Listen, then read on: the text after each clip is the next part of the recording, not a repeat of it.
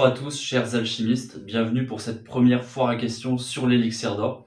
Alors non, je ne suis pas le comte de Saint-Germain, je serai son humble intermédiaire sur Terre, mais pour l'occasion, évidemment, je me suis habillé au XVIIIe siècle, déjà pour vous plonger dans l'univers, et puis évidemment parce que je suis dans mon élément et je vais pouvoir vous répondre comme ça en toute décontraction. Alors déjà, merci beaucoup pour l'intérêt que vous portez au jeu, pour la communauté bienveillante qui s'est structurée, qui s'est fédérée, à la fois sur le serveur Discord que je vous invite à rejoindre si vous n'y êtes pas encore, mais aussi ailleurs sur d'autres blogs de chasse au trésor, sur Ultima Forsan, sur YouTube et ailleurs. Nous, on est très heureux avec toute l'équipe de pouvoir proposer enfin ce jeu qui nous a pris plus d'1 an à développer, plus d'1 an pour convaincre 43 domaines viticoles, le château de Volvicomte, le Petit Futé et plein d'autres partenaires à rejoindre le projet, puisqu'on partait vraiment de rien. Et rien que pour ça, ça nous fait évidemment chaud au cœur de voir qu'il y a déjà environ 6 à 7 000 joueurs partout en France qui sont à la recherche de l'élixir d'or. Et ce nombre va grossir puisque dès le mois de juin, les versions anglaises, les versions espagnoles vont être lancées, puis ensuite suivront les versions allemandes, italiennes et japonaises et mandarines.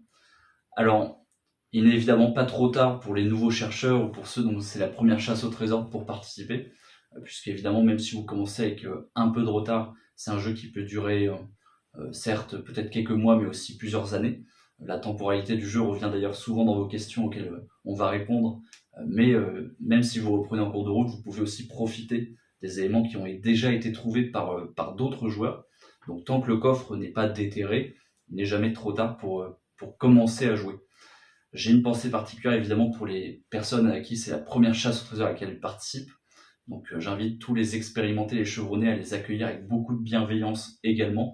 C'est aussi pour ça qu'on a choisi le thème du vin, parce que c'est un thème qui nous semblait fédérateur, parce que c'est un thème qui est extrêmement ancré dans notre culture du partage, de l'accueil, du banquet. Et évidemment, c'est dans cet esprit qu'on a conçu le jeu. Alors pour cette première FAQ, il y a 50 questions. Je vais essayer de répondre au maximum d'entre elles. Il y a certaines questions qui sont un peu trop précises à ce stade du jeu, notamment tant que les joueurs étrangers ne font pas partie de l'aventure, je ne pourrais pas encore y répondre. Mais globalement, l'ensemble des questions trouveront une réponse directement aujourd'hui. Et puis sinon, écoutez, je vais directement traiter les questions thème par thème. Alors j'ai retenu 5 thèmes pour cette première FAQ, en fonction des questions que vous m'avez posées. Il y avait le thème sur la fin du jeu, et globalement sur le jeu, ce qui entoure le jeu, mais pas le jeu en lui-même. Des questions d'ordre pratique, quel logiciel, quel support utiliser pour chercher efficacement. Il y a des questions sur les visuels, des questions sur les textes qui accompagnent les visuels, et puis des questions sur les traductions. Sur le règlement, le chasseur peut-il découvrir le trésor bien que toutes ces solutions ne soient pas 100% exactes et qu'il a fait preuve de bonne foi? Oui, tout à fait, il y aura une présomption de victoire. De fait, il faut avoir les solutions 100% correctes pour pouvoir avoir une chance de trouver le coffre. Et donc, soit la personne a le cheminement 100% correct, dans ce cas-là, il n'y a aucun problème, elle arrivera à Volvicomte, soit elle n'est pas capable de l'expliquer. Dans ce cas-là, il peut y avoir en effet une suspicion qu'elle l'aurait volé à un autre joueur, mais ce cas de figure est vraiment extrême. Je ne pense pas du tout qu'il se produira. À quelle profondeur est enterré le trésor? Il est enterré environ à 60 cm de profondeur. Le trésor est caché en France, mais rien ne nous empêche de faire des incursions à l'étranger. Tout à fait. Le trésor, le coffre est enterré en France, mais le terrain de jeu est mondial. Donc vos recherches peuvent vous amener sur l'ensemble des continents de la planète. Alors est-ce que les e-books sont utiles? Les e-books ne contiennent pas d'indices. Les e-books sont surtout là pour vous aider à vous plonger dans l'univers, à rendre votre expérience encore plus immersive et vous donner un peu de faits sur l'histoire du vin en France, sur les trésors célèbres et sur le comte de Saint-Germain, mais ils ne contiennent pas d'indices. Alors la durée du jeu. Combien de temps va durer la chasse? Extrêmement compliqué à estimer puisqu'il y a plein de facteurs inquantifiables qui vont rentrer en compte. Nos estimations, notre calibrage fixerait la durée du jeu entre 6 mois minimum et la durée maximale qu'on a fixée dans le règlement à 5 ans. Et j'enchaîne sur une question qui vient après. Qu'est-ce qui se passe au bout de 5 ans si personne n'a trouvé? Il y a plusieurs options et c'est vous qui aurez le dernier mot puisque c'est vous qu'on sollicitera pour savoir quelle est l'option que vous préférez. La première, c'est peut-être de prolonger le jeu 1 ou 2 ans si vous pensez être proche du coffre. La seconde, c'est d'arrêter le jeu et de lancer une nouvelle chasse au trésor avec le lot remis en jeu à laquelle vous pourrez participer intégralement gratuitement, puisque vous aurez déjà, entre guillemets, payé un ticket d'entrée pour participer à l'élixir d'or. La troisième, c'est de mettre en vente le lot aux enchères et de distribuer le produit de la vente à des associations. Et la quatrième, alors c'est l'option évidemment qui a ma préférence, ce serait d'organiser un immense banquet avec les joueurs venus du monde entier et tous les partenaires viticoles pour célébrer le jeu et dévoiler les solutions à ce moment-là. Alors je vais passer aux questions pratiques qui quasiment toutes traitaient de Google Maps et de façon générale des logiciels. Là-dessus, il me semble que le parchemin est extrêmement clair sur l'indication qui va vous permettre de faire vos calculs, vos éventuels tracés divers.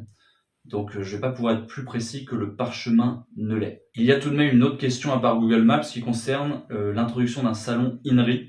De façon générale, y a-t-il des indices dans le testament, dans INRI, dans le poème? Alors c'est extrêmement clair.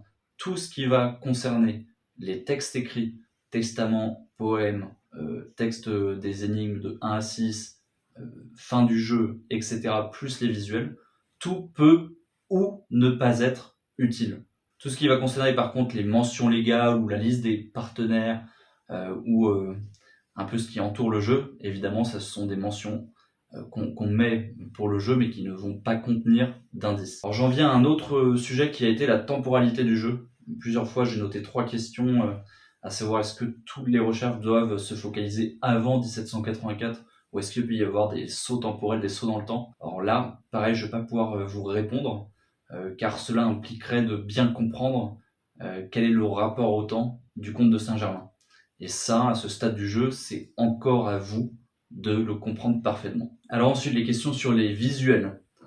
Beaucoup de personnes se sont demandé s'il y avait une erreur sur le visuel de l'échiquier par rapport à la case en bas à gauche et à la reine et au roi qui seraient intervertis. Je dirais que si le comte devait repeindre ce tableau, il le ferait strictement à l'identique. Et que de façon générale, l'échiquier entre guillemets, n'est pas conventionnel, et il est possible que le comte joue à ses propres règles. Il y avait d'ailleurs une autre question sur une potentielle erreur dans l'énigme 1 au 6e élément. Pareil, le comte, s'il devait réécrire, et d'ailleurs c'est ce qu'il fait pour les traductions dans les 6 autres langues, il la réécrirait strictement à l'identique. Il y a une question sur la dissociation des énigmes par illustration, en créant un salon par énigme et un par illustration plutôt qu'un salon énigme-illustration. Alors, le Discord et son arrangement, il vous appartient. C'est-à-dire que si vous voulez en changer la structure, les modalités, évidemment, le Discord, il est là pour vous. Donc, nous, on se pliera à ce que vous souhaitez comme nouvelle forme de Discord. Donc, s'il faut rajouter un salon INRI ou changer un peu l'arrangement du Discord, c'est propre à vos convictions, propre à vos théories. Donc là-dessus, on ne sera pas forcément guide, mais plutôt suiveur. 2 questions se penchent sur l'utilisation des visuels dans une ou plusieurs énigmes, et savoir s'il y a des éléments dans les visuels qui sont pas forcément utiles et qui seraient juste de la décoration. Alors sur la première question, pareil, à ce stade du jeu, c'est bien à vous de comprendre la mécanique de l'ensemble du jeu, comment fonctionnent les énigmes, comment elles s'embriquent éventuellement, est-ce que les visuels sont autonomes? Est-ce que les visuels sont à relier un par un avec un texte des énigmes? Ça, je ne pourrais pas donner plus de précision aujourd'hui. Et concernant des éléments de décoration, alors oui, je vous confirme que tout dans les visuels n'est pas forcément complètement utile au jeu. Et donc, c'est à vous aussi de discerner ce qui va vraiment vous servir à la résolution du jeu et ce que vous allez devoir mettre de côté. Les visuels, ils ont été rédigés par Mathilde Leroy, qui ne connaît pas la solution, qui est une illustratrice parisienne de talent, et qui a reçu un cahier des charges de la part du comte de Saint-Germain pour pouvoir réaliser les 6 illustrations. Alors ensuite, sur les traductions, j'ai 3 questions. La première, les futurs acheteurs étrangers vont payer pour partir avec 1 mois de retard ou plus avec les mêmes chances. Alors je nuancerai cela par le fait que certes ils commencent avec un peu de retard, mais ils vont aussi avoir accès à toutes les solutions, à tous les partages de théories que vous aurez pu faire à ce stade du jeu, en sachant que des chasses au trésor précédentes ont montré que des joueurs qui n'avaient pas forcément commencé au début, mais parfois plusieurs années après le début du jeu, ont quand même pu remporter la chasse au trésor. Ça a été le cas notamment aux États-Unis du trésor de Forest Fen. La deuxième question, c'est la disponibilité des versions étrangères sans devoir acheter évidemment un parchemin par langue. Il y a 2 éléments de réponse à cela. Le premier, c'est qu'on va mettre en place une version multilingue pour justement éviter que des questions financières créées créer de la disparité, créer un problème, une concurrence déloyale entre les joueurs. Et la seconde, c'est vraiment un avertissement, c'est que le fait de posséder les versions étrangères ne vous donne pas d'indice et ne va pas vous aider. Ça, c'est quelque chose que je peux vous dire dès aujourd'hui. Et la troisième question, c'est un Moldave ou un Chilien ont-ils autant de chances de résoudre la chasse qu'un Français ? Oui. La difficulté, le calibrage du jeu est strictement le même, quelles que soient les versions linguistiques. Il y aura évidemment pas toutes les langues disponibles, donc je ne sais pas quelle langue ils parlent en Moldavie, mais si c'est le moldave ou une langue des Balkans, malheureusement, il faudra que cette personne soit anglophone. Mais à part ça, à part les barrières de la langue, le jeu sera quand même disponible au moins en 6-7 langues.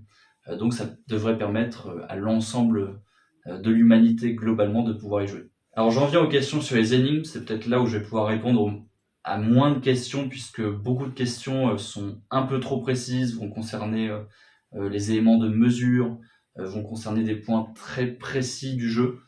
Donc j'en ai sélectionné quelques-unes auxquelles je pourrais répondre. À l'avenir, essayer d'avoir des réponses, enfin des questions auxquelles je puisse répondre. Alors il y a une question sur les éléments de référence choisis pour la chasse. Est-ce qu'ils peuvent être qualifiés de pérennes ? Oui, tout à fait. On ne s'est pas projeté à plus de 5 ans, mais vous pouvez considérer que dans 5 ans, les éléments qu'on a choisis pour le jeu seront strictement identiques à aujourd'hui. Une question également sur un élément typographique dans l'une des phrases de l'énigme 3 qui permettrait de mieux comprendre quelque chose de précis. Est-ce qu'il y a un élément manquant ? La réponse est non. Est-ce qu'on peut jeter le carton qui contenait la carte ? Je sais que certains jeux d'énigmes, dans certains jeux d'énigmes, la boîte a parfois son importance. Vous pouvez le jeter. Pensez bien au recyclage, mais de façon générale, vous pouvez le jeter, il ne contient aucun indice. Tout simplement puisque certains joueurs n'ont pas cette boîte puisqu'ils ont acheté la version dématérialisée. Sommes-nous d'accord que chaque énigme ou chaque visuel nous parle de vin, vignoble, œnologie en plus du reste ? Pas forcément. C'est le thème central du jeu, mais c'est à vous de comprendre à quel stade du jeu le thème du vin va être important pour pouvoir résoudre les énigmes. Ensuite, on a des questions sur les anagrammes, sur une potentielle présence de reliquats. Je vois qu'il y a des chouetteurs qui ont évidemment rejoint le jeu. Il y a des questions sur la grappe de raisin, il y a des questions sur les unités de distance. Là-dessus, évidemment, vous comprendrez que je ne peux pas encore répondre en détail à ces parties-là du jeu. Je vous laisse vraiment profiter de ce début de jeu pour explorer toutes les pistes que vous pourriez avoir de façon libre, sans que je puisse vous donner des éléments contradictoires ou forcément ça pourra arriver un jour à l'autre. Donc profitez de ce stade du jeu où il y a encore très peu d'informations qui ont été données par l'équipe de l'organisateur pour pouvoir vous faire plaisir, tout simplement. Ouais, je finirai sur une dernière question qui est un peu inclassable. Doit-on considérer que tant que nous ne disposons pas des récompenses alcoolisées, nous devons rester le plus sobre possible dans nos résolutions ? Alors c'est à double tranchant. Évidemment, le fait de rester sobre va vous permettre d'avoir une meilleure rationalité, mais à l'inverse, si vous décidez d'aborder le jeu de façon un peu plus joviale, ça va peut-être vous permettre d'explorer des pistes que vous n'auriez pas forcément explorées à la rationalité pure. Donc chacun ses méthodes.